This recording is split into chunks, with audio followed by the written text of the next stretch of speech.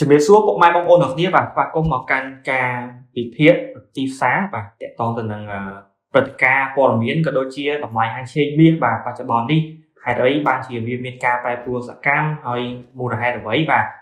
បានជាតម្លៃហាងឆេងមាសមានការធ្លាក់ចុះច្រើនក៏ដូចជាមានការកើនឡើងច្រើនសម្រាប់សប្តាហ៍កន្លងទៅក៏ដូចជាព្រឹត្តិការណ៍ព័ត៌មានដែលកើតឡើងនៅក្នុងសប្តាហ៍នេះបងប្អូនទេបាទចឹងតាក់ទងទៅនឹងតម្លៃហាងឆេងមាសបាទបច្ចុប្បន្ននៅតម្លៃ$5,173នៅក្នុង1អោនបងប្អូនទាំងគ្នានេះគឺជាຂະຫນາດនៅលើទីផ្សារហាងឆេងមាសអន្តរជាតិបាទអញ្ចឹងតាក់ទងទៅនឹងព្រឹត្តិការណ៍បាទសម្រាប់ព័ត៌មានដែលសំខាន់បាទនៅក្នុងពេលបច្ចុប្បន្ននេះគឺតាក់ទងទៅនឹងសង្គ្រាមបាទសហរដ្ឋអាមេរិកជាមួយនឹងអ៊ីរ៉ង់បងប្អូនទាំងគ្នាបាទអ៊ីស្រាអែលសហរដ្ឋអាមេរិកនិងអ៊ីរ៉ង់បាទអញ្ចឹងព្រឹត្តិការណ៍សង្គ្រាមមួយនេះបាទគឺជាព័ត៌មានមួយដែលក្តៅមែនទែនបាទដែលរុញច្រានឲ្យតម្លៃហាងឆេងមាសក៏ដូចជាតម្លៃប្រេងបាទគឺមានការកើនឡើងបាទប្រែប្រួលសកម្មបាទអញ្ចឹងតាក់ទងទៅនឹងសង្គ្រាមបាទតាក់ទងទៅនឹងសង្គ្រាមរវាងសហរដ្ឋអាមេរិកអ៊ីស្រាអែលហើយនិងអ៊ីរ៉ង់គឺបានកើតឡើងតាំងពីខែ2បងប្អូនទាំងគ្នាបាទថ្ងៃទី28ហើយបើយើងគិតមកដល់ឥឡូវនេះបាទគឺមានរយៈពេលមួយសប្តាហ៍ជាងហើយបងប្អូនទាំងគ្នាសម្រាប់សង្គ្រាមនៅមជ្ឈមបូព៌ាបាទតាក់ទងទៅនឹងសង្គ្រាមនឹងទៀតសោតបាទកំឡុងពេលដែលខ្ញុំកំពុងតែធ្វើវីដេអូមួយនេះបាទក៏នៅតែមានបញ្ហានឹងកើតឡើងដែរបងប្អូនបាទភាពតានតឹងនៅខាងមជ្ឈមបូព៌ាបាទហើយតាក់ទងទៅនឹងព័ត៌មានដែលខ្ញុំទទួលបាននេះបាទគឺខាង CNBC គឺយើងឃើញថាបាទតាក់ទងទៅនឹងការបោះឆ្នោតបាទនៅខាងសភានៅសហរដ្ឋអាមេរិកបងប្អូនបាទដើម្បីបញ្ឈប់បាទសង្គ្រាមកុំឲ្យកើតមានឡើងបាទនៅខាងមជ្ឈមបូព៌ាប៉ុន្តែទោះជាយ៉ាងណាការបោះឆ្នោតហ្នឹងបាទគឺបានបរាជ័យបងប្អូនបាទអញ្ចឹងធ្វើឲ្យបាទលោក Donald Trump គឺគាត់នៅតែមានអំណាចនៅក្នុងការបញ្ជាកងទ័ពដើម្បីធ្វើការវាយប្រហារទៅលើប្រទេសអ៊ីរ៉ង់ជាមួយនឹងអ៊ីស្រាអែលបងប្អូនទាំងគ្នាបាទអញ្ចឹងនេះគឺជាព័ត៌មានដែលទៅតែនឹងចេញទេបងប្អូនបាទប៉ុន្តែទោះជាយ៉ាងណានេះគឺជាឱកាសមួយបងប្អូនបាទសង្គ្រាមកើតឡើងក៏ពិតមែនបាទប៉ុន្តែឱកាសទីផ្សាររបស់យើងគឺនៅតែមានឱកាសក្នុងការទាញយកផលចំណេញពីទីផ្សារហាងឆេងមាសក៏ដូចជាគូរូបិយប័ណ្ណអន្តរជាតិបាទជាមួយនឹងខាងក្រុមហ៊ុនរបស់យើងបាទអញ្ចឹងតាក់ទងទៅនឹងបច្ចុប្បន្ននេះបាទបងប្អូនបាទអញ្ចឹងខាងយើងបាទក្រុមហ៊ុនរបស់យើង AlphaGo Future គឺយើងមានវគ្គបាទមូលដ្ឋានគ្រឹះសម្រាប់បងប្អូនបាទដែលចាប់អារម្មណ៍ទៅលើការទិញលក់ហាងឆេងមាសជាមួយនឹងទីផ្សារអន្តរជាតិគឺយើងនឹងមានសិក្ខាសាលាបងប្អូនបាទសម្រាប់ខែ3នេះនៅថ្ងៃទី13ខែមីនាឆ្នាំ2026ហើយនៅក្នុងនោះដែរយើងនឹងធ្វើការបង្ហាញអំពីរបៀបក្នុងការជួញដូរជាមួយនឹងទីផ្សារអន្តរជាតិផ្ទាល់បាទគន្លឹះក៏ដូចជាការគ្រប់គ្រងហានិភ័យ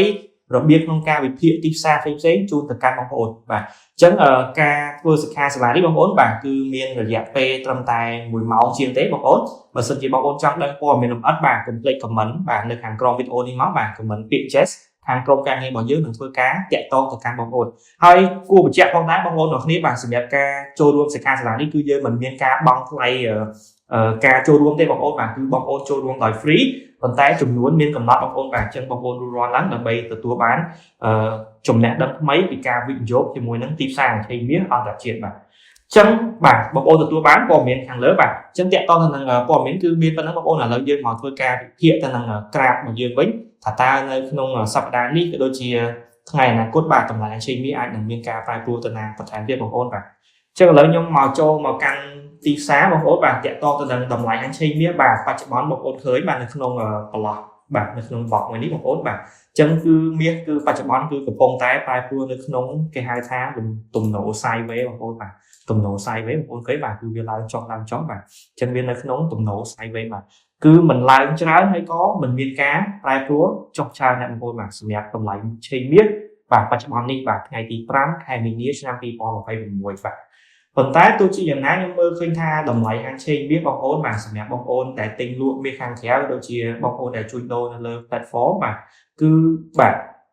យើងតាមដានទាំងអស់គ្នាបាទដោយសារអីតម្លៃហាងឆេងមាសបច្ចុប្បន្នកំពុងតែនៅក្នុងទំនោរ sideways ប៉ុន្តែមិនប្រកាសថាវានឹងនៅទំនោរ sideways រហូតទេបងប្អូនបាទអញ្ចឹងតម្លៃហាងឆេងមាសអាចនឹងមានការកើនឡើងក៏ដូចជាធ្លាក់ចុះបាទសិនជាព័ត៌មានខាងក្រៅបាទប៉ះពាល់ទៅដល់ទីផ្សាររបស់យើងបាទអញ្ចឹងយើងកន្លែងមកយើងឃើញថាតម្លៃហាងឆេងមាសនៅក្នុង time frame 1ម៉ោងនេះបងប្អូនបាទក្នុង time frame 1ម៉ោងបាទគឺវាកំពុងតែបាទស្ថិតនៅក្នុងទំនោរ sideways បាទអញ្ចឹងសម្រាប់ខ្ញុំមើលឃើញថាបច្ចុប្បន្ននេះបាទគឺវាព្យាយាមបំបែកទៅនឹងតម្លៃខ្ពស់ខាងលើនេះបងប្អូនបាទដែលតម្លៃនៅចន្លោះតម្លៃ$5,200បងប្អូន បាទអញ្ចឹងបងប្អូនតាមដានមើលបាទបើសិនជាតម្លៃហាងឆេងវាបាទបច្ចុប្បន្ននេះបាទគឺមានការបរែកដាច់ទៅនឹងតម្លៃខ្ពស់មួយនេះបាទហាងឆេងវាអាចនឹងមានទំនោរកើនឡើងបន្ថែមទៀតបងប្អូនអានេះគឺយើងមើលទៅតាមបច្ចេកទេសបងប្អូនបាទចឹងបើសិនជាវាប្រែកគឺវាអាចនឹងបង្កើតតម្លៃខ្ពស់ឬមួយក៏ឡើងទៅកាន់បាទតម្លៃដែលវាបានធ្លាប់ឡើងដល់កម្ពស់ខាងលើនេះបងប្អូនបាទនៅថ្ងៃទី2បងប្អូនបាទកាលពីថ្ងៃច័ន្ទបាទអញ្ចឹងកាលពីថ្ងៃច័ន្ទតម្លៃហាងឆេងនេះបងប្អូនឃើញបាទគឺមានការធ្លាក់ចុះយ៉ាងគំហុកមែនទែនបាទអញ្ចឹងនេះគឺជា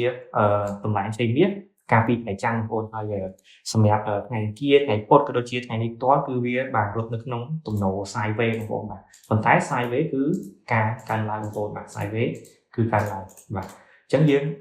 រងចាំមើលទាំងអស់គ្នាបងប្អូនសម្រាប់តម្លៃហាងឆេងមាសបាទអញ្ចឹងពីខ្ញុំទៅគឺមានប៉ុណ្ណឹងបងប្អូនបាទសម្រាប់ការវិភាគរបស់ខ្ញុំមើលឃើញថាតម្លៃហាងឆេងមាសបាទអាចនឹងបន្តការកើនឡើងបើសិនជាវាបាទបែកទៅនឹងតម្លៃបាទកម្ពស់ខាងលើនេះបងប្អូនបាទវាគឺជាតំបន់ហៅថា resistance មួយបាទដែលរារាំងតម្លៃមាសមិនឲ្យមានការកើនឡើងបើយើងមើលទៅតាមstructure បងប្អូនបាទមើលទៅតាមកម្លាំងទីផ្សារបាទហើយទោះជាយ៉ាងណាហើយតម្លៃខាងក្រោមនេះគឺជាតម្លៃហៅថាតម្លៃ support បាទដែលវាបានធ្លាប់ចុះមកដល់បងប្អូនបាននៅទៅដល់តម្លៃ$4,996បាទអញ្ចឹងយើងរងចាំមើលតម្លៃនេះអាចនឹងបន្តធាក់ចុះបន្ថែមទៀតឬមួយក៏មានការកើនឡើងបងប្អូនបាទសម្រាប់បច្ចុប្បន្ននេះគឺស្ថិតនៅក្នុងទំនោរ sideways គឺมันមានទស្សនមានទិសដៅណាបញ្ជាក់ថាមានកម្លាំងកើនឡើងឬមួយក៏ធាក់ចុះទេបងប្អូនអ្នកនាងបាទអញ្ចឹងពីខ្ញុំទៅគឺមានប៉ុណ្ណឹងបងប្អូនអ្នកនាងសម្រាប់ការវិភាគតម្លៃហាងឆេងមាសនៅថ្ងៃនេះបងប្អូនបាទថ្ងៃទី5ខែមីនាឆ្នាំ2026ហើយយើងតាក់ទងនឹងការវិភាគយើងមើលតាមបច្ចេកទេសក៏ដូចជាយើងក៏តាមដានទៅនឹងព្រឹត្តិការណ៍ព័ត៌មានខាងក្រៅដែរបងប្អូនបាទអញ្ចឹងព័ត៌មានខាងក្រៅបូកសំជាមួយនឹងបច្ចេកទេសគឺជាឱកាសក្នុងការទាញយកផលចំណេញពីទីផ្សារតម្លៃហាងឆេងមាសបងប្អូនបាទចឹងបើសិនជាបងប្អូនទាំងអស់គ្នាបាទចាប់អារម្មណ៍បាទចង់សិក្សាជាមួយនឹងការទិញលក់នៅលើទីផ្សារឆេងមាសអន្តរជាតិបាទកុំភ្លេចចូលរួមសិក្ខាសាលាជាមួយពួកយើងនៅថ្ងៃទី13ខែមីនាឆ្នាំ2026ខាងមុខនេះបងប្អូនបាទអញ្ចឹងចំនួនមានកំណត់បងប្អូនបាទឱកាសល្អមែនតើសម្រាប់បងប្អូនដែលចង់សិក្សាស្វែងយល់ក៏ដូចជាបាទស្វែងយល់អំពីក្រុមហ៊ុនបាទនៅក្នុងការវិនិយោគជាមួយនឹងតម្លៃហាងឆេងមាសបាទអរគុណច្រើនអ្នកនរគ្នាសម្រាប់វីដេអូនេះគឺមានប៉ុណ្ណឹងជូនពរអ្នកនរគ្នាទទួលបានផលចំណេញបើសិនជាបងប្អូនអ្នកគ្នាជួញដូរនៅលើទីផ្សារឆេងមាសអន្តរជាតិក៏ដូចជាទិញលក់មាសគីឡូក៏ដូចជាទិញលក់មាសនៅខាងក្រៅបងប្អូនអ្នកគ្នាបាទអរគុណច្រើនអ្នកនរគ្នាសម្រាប់ការទស្សនាវីដេអូមួយនេះបាទជួបគ្នានៅវីដេអូក្រោយ